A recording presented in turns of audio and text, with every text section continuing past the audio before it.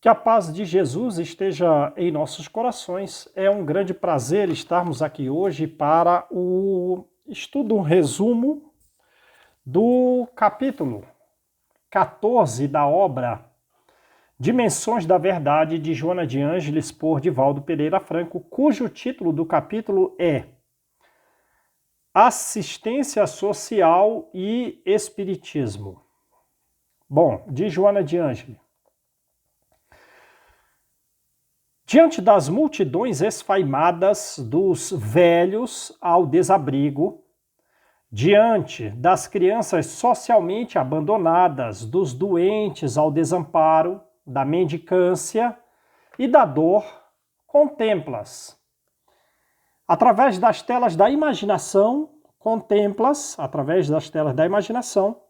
a humanidade espírita cristã do futuro e antevês os tesouros da assistência social ao alcance de todos, ofertando bênçãos, ofertando socorro em abundância. Desejas, desde logo, antecipar essa era de paz, a humanidade espírita cristã do futuro com tesouros de assistência social. Desejas, desde logo, antecipar essa era de paz, procurando erguer uma instituição que possa expressar a realidade do amor em bases positivas, com socorro e assistência aos aflitos da terra. E pensas em assistência social, falas sobre assistência social, realizas a assistência social. Aqui, como ali, em vários locais. Tocados pelo mesmo entusiasmo, companheiros de lide espírita levantam obras assistenciais respeitáveis capazes de, nessas obras, atenuar muito sofrimento e diminuir muitas dores. O primeiro sinal da conversão ao espiritismo para muitos, o primeiro sinal da conversão de muitos ao espiritismo, é caracterizado, esse primeiro sinal, pelas mangas arregaçadas do paletó. Ela colocou entre aspas aqui, mangas arregaçadas do paletó. É o primeiro sinal de conversão ao espiritismo. No serviço de assistência social, essas mangas estão arregaçadas, objetivando o próximo combalido. E ela continua. Impulso nobre. Merece, no entanto, consideração e exame. Quer dizer, ela dizendo que é um impulso nobre, uma maravilha, mas, no entanto, diz ela, merece consideração. É isso? É o espiritismo? É assistência social? Isso é o espiritismo? Vamos fazer um exame a respeito disso. É o que ela nos convida aqui.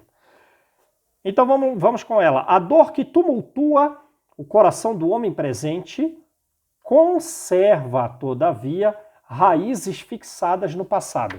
Quer dizer, a assistência social é um trabalho que deve ser realizado. Porém, esse trabalho é o suficiente? E as dores que estão no coração do homem hoje serão solucionadas simplesmente pelo trabalho de assistência social, inclusive as nossas próprias?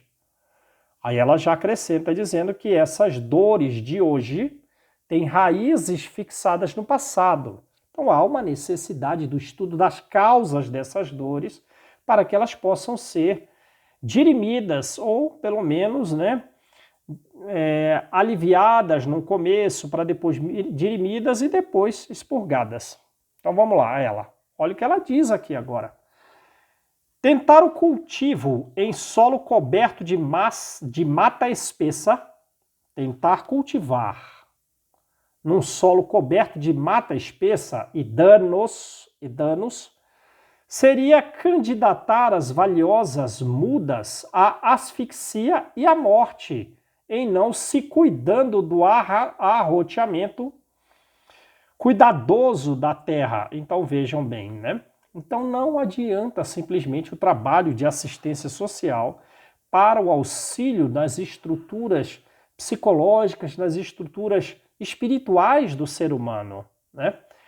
Comparando ela, é o mesmo que nós tentarmos cultivar algumas mudas numa mata coberta. Essas mudas estão candidatas à asfixia e à morte se não houver um prévio arroteamento do solo. Por isso é indispensável mergulhar a meditação nas causas do sofrimento humano. É indispensável. E utilizando os ensinos espíritas, visitar a intimidade das mentes, fazendo luz íntima. Então, digamos, só o conhecimento do espiritismo, dos ensinos espíritas, é que se pode realizar uma reforma interior, né? É isso que ela está dizendo. Não vai ser solucionado o problema nosso, do ser humano, simplesmente com assistência social. Há uma necessidade de estudo das causas dos males, né? E o espiritismo é a luz com a qual se ilumina por dentro para o homem, para que o homem possa efetivamente evoluir como espírito, né? Podes apresentar os evidentes sinais da convicção espírita sem os atavios do movimento externo que todos identificam.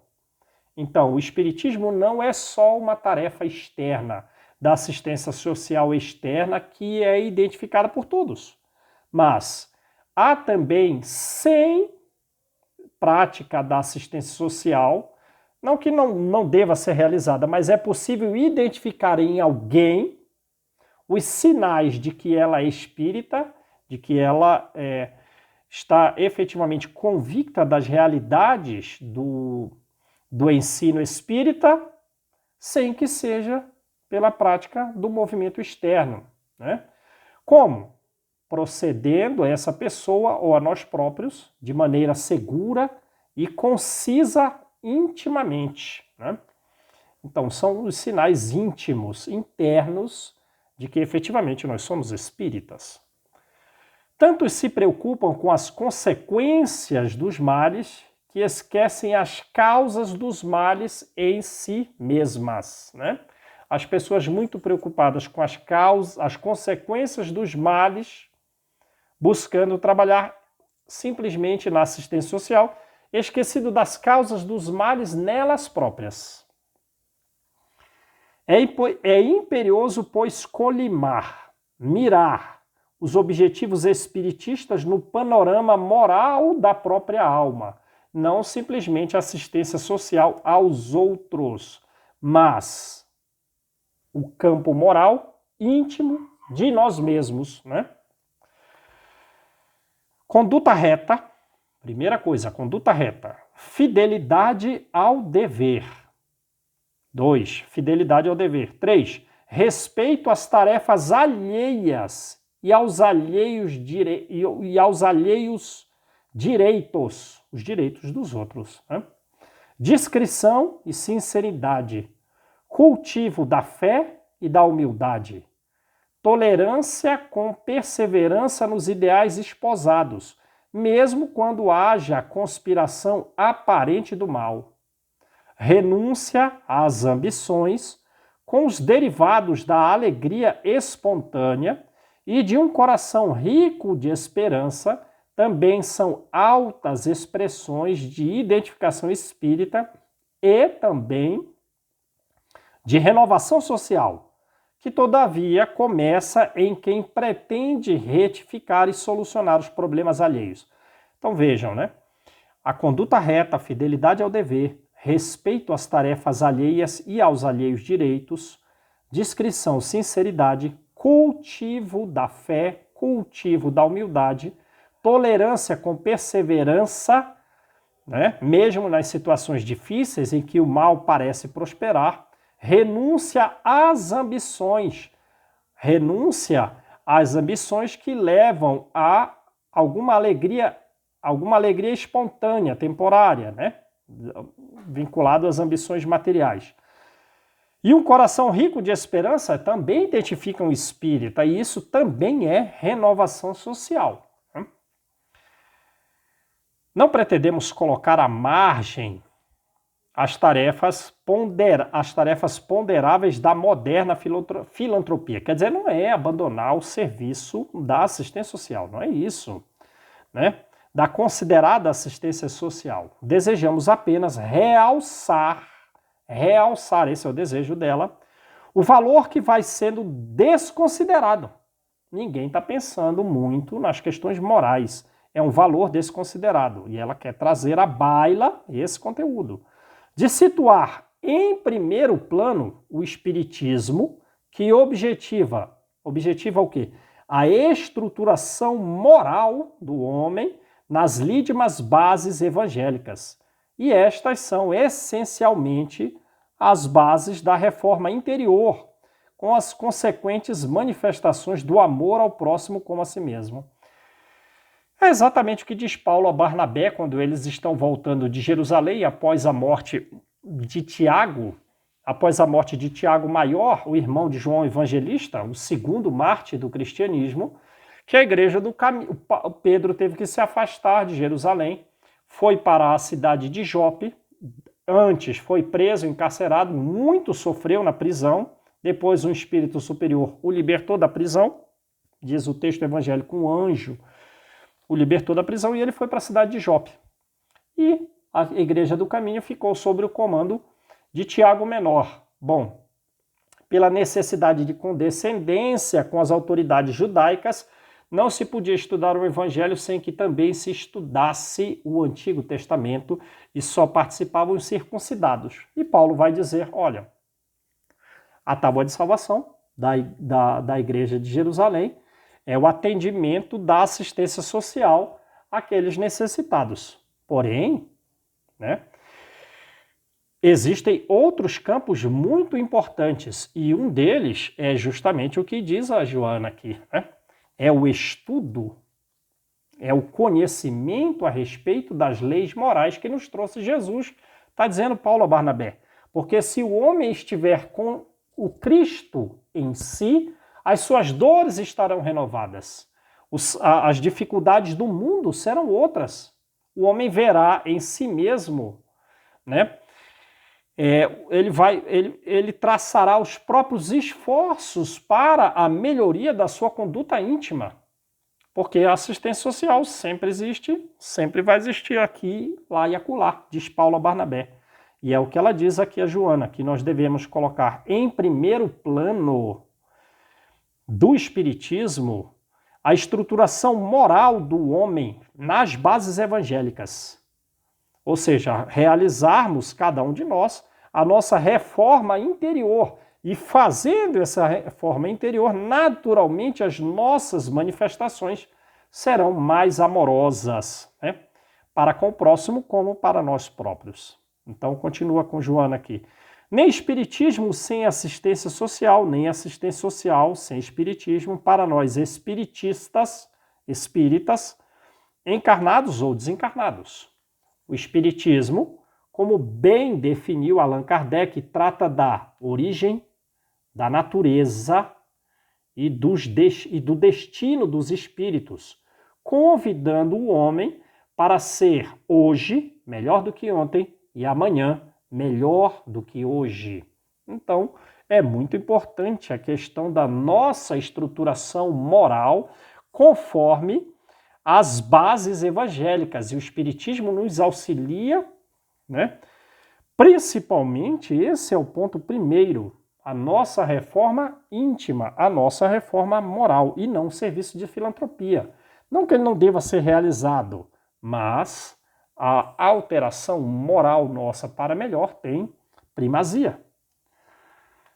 Assim sendo, é imperiosa a tarefa de estudá-lo, é imperiosa a tarefa de estudar o Espiritismo, buscando conhecer as nascentes da vida, buscando conhecer a jornada do princípio espiritual e trabalhando com segurança, porque ele vai dar a possibilidade de um trabalho seguro e valor a si mesmo para, renovado cada dia, apresentar o índice de melhoria moral e espiritual de cada hora. Melhoria moral e espiritual de cada hora. Imperiosa a tarefa de estudar o Espiritismo. O conhecimento da doutrina espírita colima, quer dizer, visa, na sua aplicação, com a assistência social. Quer dizer, o conhecimento da doutrina espírita, que tem por prioridade primeira a nossa renovação íntima, ela também visa a aplicação desse conhecimento juntamente com a assistência social. No entanto, a recíproca não é verdadeira. Quer dizer, a assistência social sem espiritismo, a assistência social, pela assistência social tentando chegar ao espiritismo, não é. Não é verdadeira. Espalhemos a revelação espírita e iluminando os que esmagam e estrangulam corações, estimulando a miséria, estimulando o desconforto, o abandono de grande parcela da humanidade, estaremos salvando amanhã, porque o homem generoso e esclarecido de agora não renascerá para ressarcir e recuperar nas palhas da pobreza e na enxerga da dor, quer dizer, na cama simples da dor, né? Então ela está dizendo que é justamente através do conhecimento da doutrina espírita que, se nós participarmos dessa iluminação nossa e alheia pelo conhecimento da doutrina espírita, nós vamos auxiliar a reformação íntima daqueles que hoje esmagam e estrangulam os outros, que lançam os outros à miséria, ao abandono. Ora, e essas pessoas reformadas intimamente deixarão de ter estas características para se tornarem justamente generosas e esclarecidas. E os generosos e esclarecidos não necessitam em futuras vidas renascer na pobreza, renascer na dor. Ora, então é pela iluminação, pelo conhecimento da doutrina espírita, pela nossa reforma moral que estará solucionado até o problema da assistência social de uma forma permanente. Sim, é o que se pode concluir com naturalidade a respeito do que ela diz. E guardemos a certeza de que, ao lado da assistência material que possamos doar, a assistência moral e a assistência espiritual tem primazia. Há uma necessidade de auxílio moral aos outros. E espiritual, isso tem primazia em relação à assistência material que possamos dar. Alguns amigos menos esclarecidos falarão sobre sectarismo. Outros, pouco afervorados à convicção espiritista, informarão que o auxílio não deve ser trocado pelo impositivo do ensino. Né? Mais vinculados à assistência social estarão esses. E ela nos sugere, não lhes des ouvidos. Não devemos escutá-los. O ensino tem primazia. A reforma moral e a reforma espiritual têm primazia e ela caminha concomitantemente com a assistência material. Continua ela, derrama no grau da generosidade que te enobrece o perfume da fé renovadora que te liberta e dá a libar e dá a sorver a quantos te buscam esse incomparável elixir. Quer dizer, o que ela está dizendo aqui? Que o conhecimento da doutrina espírita é como um grau, né? É como um cálice cheio, o conhecimento, que é um conhecimento que nos liberta, que nos dá uma fé, que nos renova dia a dia a buscar a nossa melhoria moral. Ora, esse cálice devemos ofertar a outros, ela dá a libar, dar a sorver a quantos te buscam, porque esse elixir é um elixir incomparável. Quando te encontres com a moderna metodologia da assistência social, nunca te esqueças de, depois dela, converteres o coração junto ao sofredor, converteres o coração junto ao sofredor em dois braços abertos à semelhança de Jesus, guardando a postura de quem deseja, no próprio ser, agasalhar a dor. Ora, e é a nossa reforma moral que vai nos permitir realizar a assistência social de forma em que tenhamos alterados os nossos próprios sentimentos de amor com relação aos outros, porque ela diz que o coração tem que estar convertido em dois braços para agasalhar a dor. Então há uma necessidade de atendimento não só material da pessoa, mas de consolá-la a ponto dela sair sem as dores internas da alma, né? O inimitável governador da terra, homenageado por jubilosa cortesã, antes obsidiada e recém-liberta, que lhe untava os pés com perfume raro, respondeu a Judas. Jesus, o inimitável governador da terra, respondeu a Judas, que pensava a respeito da aplicação que se poderia dar à essência exótica se transformada em moedas e dirigidas aos necessitados. Os pobres sempre o tendes convosco, mas a mim nem sempre me tendes. Então, digamos, Jesus está falando o problema da assistência social é quase que permanente, né? Mas a reforma moral de Maria, né, que foi a cortesã, que era cortesã, estava obsidiada e foi liberta desses espíritos pela assistência moral que Jesus auxiliou e também aos 7 espíritos que a obsidiavam, os 7 espíritos, ele a libertou e ela, numa atitude muito carinhosa, muito respeitosa, né? Uma atitude de bons sentimentos, elevando esses bons sentimentos, derramou a essência exótica que Judas queria transformar aos pés de Jesus, que Judas queria transformar esse perfume em moeda para dar aos necessitados, né? E ela estava realizando um ato de gratidão a Jesus, lavando-lhe os pés pela libertação moral em que ele a auxiliou. E Jesus, o serviço de assistência social, você sempre terá, mas a mim você não me terá, né? Então, o serviço de assistência social a reforma moral nossa tem primazia.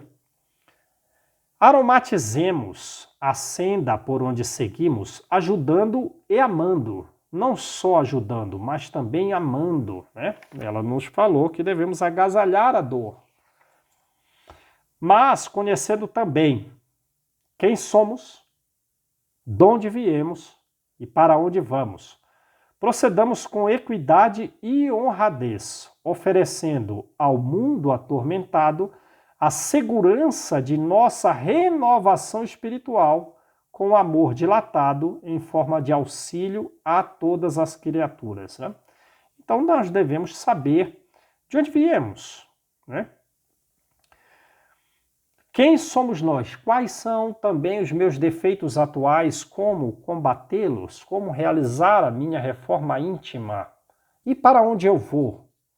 Porque esses conhecimentos nos ajudam a caminhar com equidade, com honradez, né? É o que diz o Evangelho a respeito da vida futura. Aquele que tem consciência da vida futura sofre menos com as dificuldades da vida, que não passam de simples arranhões, né? É uma pessoa que é rica, quem tem o conhecimento a respeito da vida futura, é uma pessoa rica que perde uma pequena soma e suporta sem problema. Agora, quem não tendo conhecimento do espiritismo, ele é como o pobre, né, que perde tudo e se desespera pela falta de conhecimento, ainda que pratica o serviço de assistência social. Então há uma necessidade efetiva de uma reforma moral nossa. E essa reforma moral no mundo atormentado, né, uma reforma espiritual, é uma espécie de segurança para nós e para aqueles a quem podemos levar esses conhecimentos e servir de algum exemplo, né? Porque nós nos influenciamos naturalmente uns aos outros. O amor está lá dilatado em forma de auxílio a todas as criaturas. Então, essa é a ideia, né? A ideia do capítulo, assistência moral e espiritismo. A nossa reforma íntima tem primazia, não que vamos deixar de realizar o serviço de assistência social, mas com o espiritismo podemos praticar uma assistência social cada vez melhor. E sem o espiritismo podemos praticar assistência social, porém para onde chegaremos, né? Que Jesus nos abençoe, muita luz, muita paz a todos os corações.